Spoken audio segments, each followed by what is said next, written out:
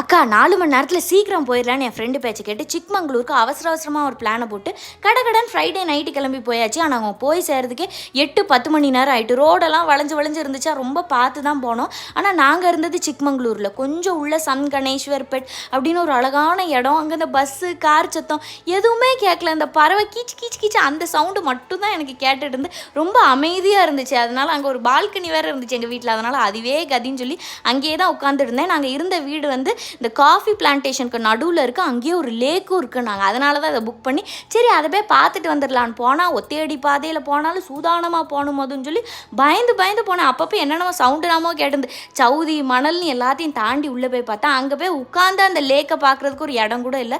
சும்மா அப்படி எட்டி பார்த்துட்டு வர்ற மாதிரி தான் இருந்துச்சு. அப்புறம் வந்த உடனே பேட்ட சீனை நம்ம ரீக்ரியேட் பண்ணால் என்ன அந்த பால்கனியில் அப்படின்னு நினச்சிட்டு எல்லாத்தையும் ரெடி பண்ணால் எனக்கு இந்த வடிவேலு அண்ணா அப்படியே தலைகீழ குப்புற அடிச்சு விழுவாங்களா அந்த சீன் தான் நான்